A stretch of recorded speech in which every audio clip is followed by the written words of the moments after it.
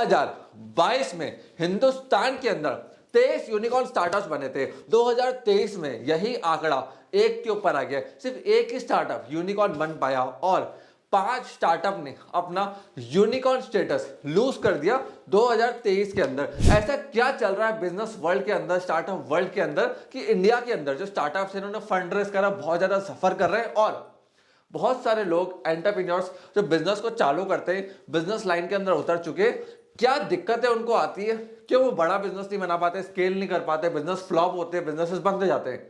Video के अंदर details बताऊंगा, पेन पेपर लेके नोट डाउन कर लेना। अगर ये चीजें बिजनेस के अंदर आप समझ गए तो आप चाहे सर्विस बिजनेस कर रहे हो, मैन्युफैक्चरिंग बिजनेस कर रहे हो, किसी भी इंडस्ट्री में कर रहे हो, आराम से आप स्केल कर पाओगे, प्रॉफिट कमा पाओगे और ग्रोथ कर पाओगे। बायजूस एक टाइम पे हिंदुस्तान का सबसे बड़ा मोस्ट वैल्यूएबल स्टार्टअप, आज ऐसा क्या हो गया कि इनको इतनी ट्रबल फेस करनी पड़ रही है सोशल मीडिया के ऊपर, इतनी इनकी गलत मार्केटिंग हो रही है। देखिए, बायजूस के फाउंडर्स ने इन्वेस्टर्स को ओवर प्रॉमिस किया था रिटर्न को लेके। अब हुआ क्या, इन्वेस्टर्स ने पैसा लगा दिया।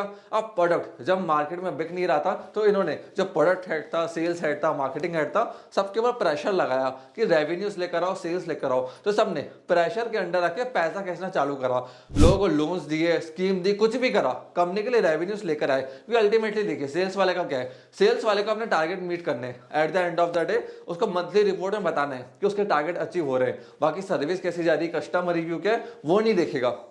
यही सबसे बड़ी दिक्कत होगी कि बायजूस का जो प्रोडक्ट था ना, पहली चीज तो वो लिमिटेड कस्टमर्स के लिए था, जिनके घर में माँ बाप के पास अच्छा पैसा है और जो बच्चे ऑनलाइन पढ़ाई कर सकते हैं, जिनको कोचिंग सेंटर्स की जरूरत नहीं है। अब हुआ क्या, बायजूस का प्रोडक्ट उतना अच्छा नहीं था, उतने बड़े मार्केट के लिए नहीं था, प्रेशर के चक्कर में मिस सेलिंग हो गई और बायजूस का नाम खराब हो गया। अल्टीमेटली ऐसा नहीं है कि बायजूस पूरी कंपनी 100% खराब है, हो सकता है 100 में से 10 कस्टमर उनके काम के हों, बट उन्होंने 50 कस्टमर को ग्रैब करने के लिए अपना मार्केट में नाम खराब कर लिया। सबसे पहला लेसन, अगर आपको लग रहा है ना कि आपका प्रोडक्ट नहीं बिक रहा है, सेल्स नहीं आ रही है, तो अपने सेल्स टीम के साथ बैठो, मार्केटिंग टीम के साथ बैठो। देखिए, अगर आपके सेल्स रेवेन्यू नहीं आ रहे हैं, वो लोग कस्टमर से बात कर रहे हैं, कंटिन्यूसली लीड जनरेशन हो रही है, बट फिर भी रेवेन्यू नहीं है, तो वहीं पे आपका आंसर है कि कहीं ना कहीं प्रोडक्ट में गलती है, या तो प्राइस बहुत ज्यादा है, कस्टमर प्रॉब्लम सॉल्विंग नहीं है, डायरेक्टली आपने अच्छे से कस्टमर तक अपने प्रोडक्ट और सर्विस को कम्युनिकेट नहीं करा है।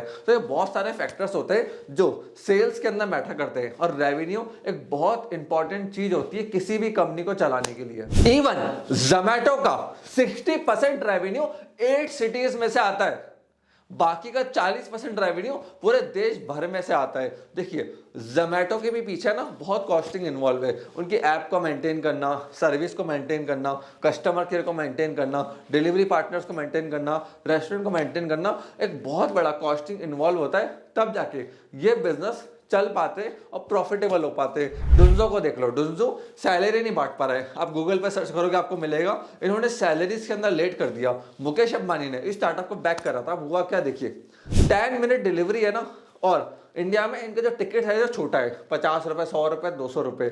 अब 10 मिनट डिलीवरी में 100-200 की बकेट साइज में आप प्रॉफिट निकाल ही नहीं सकते हो। रिटेल के अंदर 200 रुपए का आइटम भी आप डिलीवर कर रहे हो ना, 10% का उसमें मार्जिन है, कितना हो गया, 20 रुपए। भैया सैलरी बांटनी है, टेक टीम को बांटना है, कंपनी चलाना है, बहुत सारे कंपनी के अंदर एक्सपेंसेस होता है, आप कवर नहीं कर पाओगे। अब डंजो भी छोटी सिटीज में नहीं है, ये बड़ी सिटीज में ऑपरेट कर रहे हैं। अब ये चाहते क्या कि हम हर सिटी में फैल जाए, उससे नुकसान क्या होता है, छोटे सिटी का जो कंज्यूमर होता है ना, वो इतना पैसा देता ही नहीं है। इसलिए आज बिग बास्केट, ज़ेप्टो, इंस्टामार्ट, ये सारी कंपनियां जो 10 से 30 मिनट के बीच में डिलीवरी प्रॉमिस कर रही है, ये प्रॉफिटेबल नहीं हो पा रहे, पॉसिबल ही नहीं है। आपको ज्यादा मैन पावर रखनी पड़ेगी क्योंकि डिलीवरी करना है, मैन पावर कम हुई, ऑर्डर ज्यादा आ गए, तो अल्टीमेटली क्या होगा, 10 मिनट की जगह 1 घंटा लग जाएगा डिलीवर होने में। और आप कभी प्रेडिक्ट नहीं कर सकते हो कि आज मेरे पास डिलीवरी ज्यादा आएंगी या 8 बजे ज्यादा होंगी या 10 बजे ज्यादा होंगी। उस डेटा के लिए आपको कम से कम भी 10 से 15 साल का एनालिसिस चाहिए होता है। अगर मैं मीशो की बात करूं तो शुरुआत में ये कस्टमर से लेके खुद बेच रहे थे, वहां पे इनका कस्टमर वन टाइम आ रहा था, रिपीट नहीं हो रहा था, तो वहां से इनको बहुत ज्यादा लॉस हो रहा था। हिंदुस्तान के अंदर 30 करोड़ घर है, अब उनमें से जो फैमिलीज है ना, 30 करोड़ घर में से उनमें से 1 करोड़ लोग ऑनलाइन पैसा खर्च करते हैं, उनमें से 50% लोग, मतलब 50% फैमिलीज हिंदुस्तान का 50% कंजम्पशन करती है। सो फ्रेंड्स, अगर आप ई कॉमर्स बिजनेस में आना चाहते हो ना, तो इस चीज को समझो कि आपका मार्केट शेयर उन 50% फैमिलीज के ऊपर है। मतलब 30 करोड़ का भी 1 करोड़, उसके बाद भी उसका 50%, तो बहुत लिमिटेड मार्केट शेयर है। ऑनलाइन बिजनेस में आप सबसे पहले मिनिमम से स्टार्ट करो। आप एक ट्रेडमार्क ले लो, बहुत सस्ते में हिंदुस्तान में आज आपका ट्रेडमार्क हो जाता है। अगर आपको ट्रेडमार्क के बारे में जानना है तो इस नंबर के ऊपर कॉल कर सकते हो। उसके बाद प्राइवेट लिमिटेड बनाने की शुरुआत में जरूरत नहीं होती है, थोड़ा बहुत बिजनेस करो, रेवेन्यूज करो, हायरिंग करो, उसके बाद प्राइवेट लिमिटेड बनाओ। फिर अगर आप ई कॉमर्स बिजनेस के अंदर, तो खुद के वेबसाइट से ट्रैफिक सेल्स मत सोचना। पहली चीज, एसईओ बहुत एक्सपेंसिव पड़ता है हिंदुस्तान के अंदर। और दूसरी चीज, आपकी वेबसाइट से खरीदेगा कौन, ट्रस्ट कैसे होगा? मार्केट प्लेस के ऊपर जाओ, वहां पर टेस्टिंग करो, क्योंकि वहां पे मुझे पता है फ्लिपकार्ट, अमेजॉन, मीशो, काफी सारे प्लेटफॉर्म्स अपना मार्जिन कट करते हैं। बट धीरे धीरे आपको कस्टमर समझ में आएगा, रिटर्न रिफंड समझ में आएगा। फिर जब लेटर ऑन आपको सेल्स मिल रही है, रेवेन्यू मिल रही है, कस्टमर आपको जानने लग गए, आपके ब्रांड को जानने लग गए, तो खुद की वेबसाइट को लॉन्च करो, सारा ट्रैफिक उसके ऊपर शिफ्ट करना चालू करो, जिससे 100% मार्जिन आपको मिले। देखो, बिजनेस में रेवेन्यूज एंड प्रॉफिट का होना जरूरी है। हम लोग क्या समझ रहे हैं आज के टाइम में कि हम फंडिंग, लोन, अपना पैसा लगा के बिजनेस चला लेंगे, ऐसा कुछ भी नहीं है। टेचमेंट एक ब्रांड है, एक कंपनी है, 4000 करोड़ की इनकी वैल्यूएशन है। बट आपको पता है 2022 में ऑपरेशन से इनका रेवेन्यू सिर्फ 80 लाख रुपए का था। जी हाँ, 4000 करोड़ की वैल्यूएशन और 80 लाख का रेवेन्यू। चल कैसे रही है? फंडिंग से। बट लंबे समय तक ये चीजें नहीं चलती। अब देखिए एशियन पेंट आज भी मार्केट का लीडर है, 50% plus market share Asian paint के पास है। पूछो क्यों? बहुत बड़ा क्वेश्चन है कि आज भी ये मार्केट शेयर कैसे मेंटेन कर रहे हैं। 1970 में ये लोग कंप्यूटर लेकर आए थे। 1970 से लेके आज तक इनके पास डेटा मैनेज हो रहा है। 50 साल से भी ज़्यादा का इनके पास डेटा है। तो इनको पता है कि इनके प्रोडक्ट की डिमांड कब होगी, कौन सा कलर सबसे ज़्यादा डिमांडिंग रहता है, कौन सा प्रोडक्शन इनको करना है। उसी के चक्कर में इनका डिस्ट्रीब्यूशन कॉस्ट 3% है, कॉम्पिटिशन का 25% है। तो ये कॉस्टिंग के ऊपर खेलते हैं। अब आप भी बिजनेस रन कर रहे हैं, फाउंडर है ना, तो अपने डेटा को एनालिसिस करो, डेटा को पढ़ो, डेटा को समझो। बिजनेस को स्केल करना है, डेटा पढ़ना समझना बहुत जरूरी है। आपके नीचे की टीम डेटा नहीं समझेगी, वो आपके इंस्ट्रक्शंस को फॉलो करेंगे। उनकी ड्यूटी है काम करना, आपकी ड्यूटी है डेटा को अंडरस्टैंड करना कि कहाँ कस्टमर को अपसेल किया जा सकता है, कहाँ कस्टमर को महंगा बेचा जा सकता है। प्रोडक्ट ऐसा तो नहीं प्राइसिंग में चेंज करना पड़ेगा, डिमांड चेंज हो रही है। तो डेटा से आपको काफ़ी चीज़ें समझ में आती है। एशियन पेंट जैसी बड़ी ब्रांड्स अपने डेटा का एनालिसिस करवाती है। जितनी बड़ी ब्रांड्स पे आप जाओगे ना, जो कंपनी स्केल हो रहे हैं, बड़े बन रहे हैं, उनकी टॉप लीडरशिप क्या करती है? कॉलिंग थोड़ा ना करती है, सेल थोड़ा ना निकालती है, यहाँ पे छोटे मोटे ऑपरेशन थोड़ा ना करती है, कस्टमर को सर्विस जा रही है नहीं जा रही।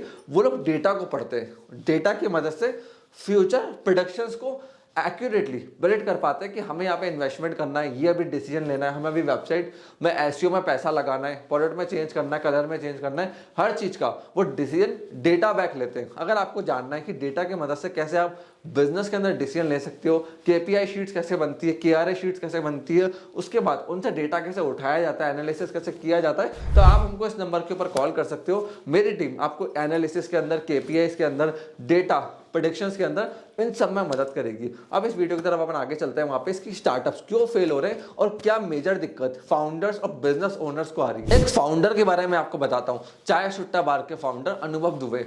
इन्होंने 100 करोड़ की ब्रांड बना दी, बहुत सारे फ्रेंचाइजियां बांट दी, अपने पार्टनर्स बना दिए विदाउट इन्वेस्टमेंट और लोन। कैसे? इन्होंने अपने बिजनेस के अंदर एक चीज देखा कि मार्केट शेयर बहुत बड़ा है चाय का हिंदुस्तान में, बट किसी ने भी क्रिएटिव आइडियाज लगा के मार्केटिंग नहीं करी। तो इन्होंने बहुत सारे क्रिएटिव आइडियाज लगाना चालू करा अपने बिजनेस के अंदर। जैसे लॉन्च डे के ऊपर ये फ्री टी और कॉफी देते हैं। जो भी आउटलेट ये ओपन करते हैं वो स्कूल, यूनिवर्सिटी या फिर गर्ल्स हॉस्टल के पास ओपन करते हैं, जिससे वहां पे इनको अच्छा खासा ट्रैफिक मिल जाता है। देखिए, हिंदुस्तान में ना अगर आपको धंधा बिल्ड करना है तो कस्टमर को समझो। हिंदुस्तान का कस्टमर जितना घमंडी, एग्रेसिव और डिमांडिंग है ना, उतना दुनिया में आपको कहीं नहीं मिलेगा। ये मैं नहीं कह रहा हूँ, अश्नीर ग्रोवर जो कि फाउंडर है भारत पे के, उन्होंने खुद ने कहा है सिंपल वर्ड्स में कि जो हिंदुस्तानी कस्टमर है ना, उसको डिस्काउंट भी चाहिए, टॉप क्वालिटी का माल भी चाहिए, सर्विस भी टॉप प्रायोरिटी में चाहिए, फास्ट चाहिए, सब कुछ बढ़िया चाहिए और वो भी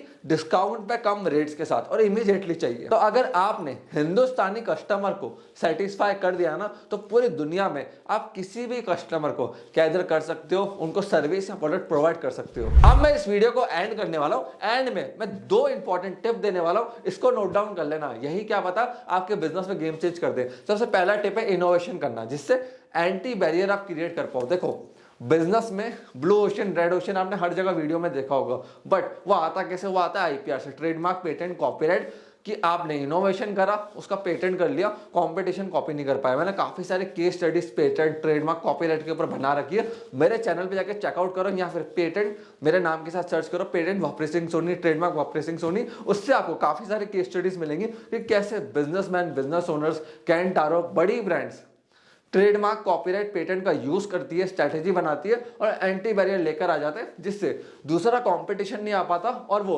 मोनोपोली मार्केट के अंदर प्राइस को डिसाइड कर पाते हैं। दूसरा मेरा जो की एलिमेंट है बिजनेस का, वो ये होता है कि जो आपका कस्टमर एक्विजिशन कॉस्ट है वो कस्टमर लाइफ टाइम वैल्यू से ज्यादा नहीं होना चाहिए। मतलब आप 10,000 रुपये खर्चा कर रहे हो एक कस्टमर को एक्वायर करने का, लाइफ टाइम उससे अर्न करोगे लाख रुपए, तो कितने का प्रॉफिट हुआ? 90,000 रुपए का। बट आज के टाइम में जो इंडियन स्टार्टअप है जो फंड रेज कर रहे हैं, वो 1.5 रुपए खर्च कर रहे हैं 1 रुपए कमाने के लिए, जो कि बहुत बड़ा लॉस है उनके लिए। क्योंकि जब जब वो अपना रेवेन्यू बढ़ाएंगे, इधर से लॉस बहुत ज्यादा बढ़ेगा। क्यों? 1.5 रुपए खर्च करना है 1 रुपए कमाने के लिए। अगर वहीं पे 1 रुपए खर्च करना पड़ता है 1.5 रुपए कमाने के लिए, तो ये अच्छा साइन है कि आप रेवेन्यू बढ़ाओ, एक्सपेंसेस बढ़ाओ, अपने आप आपका रेवेन्यू प्रॉफिट बढ़ता जाएगा। तो आपको इस चीज का ध्यान रखना है कि जितना आप खर्चा कर रहे हो ना, उससे ज्यादा ही आपके पास मार्केट से आ जाए। चाहे वो मार्केटिंग में लगा रहे हो, आप टीम में लगा रहे हो, कहीं भी खर्चा कर रहे हो, प्रॉफिट बहुत ज्यादा जरूरी है। विदाउट प्रॉफिट आपकी टीम आपको छोड़ देगी, पार्टनर्स आपको छोड़ देंगे,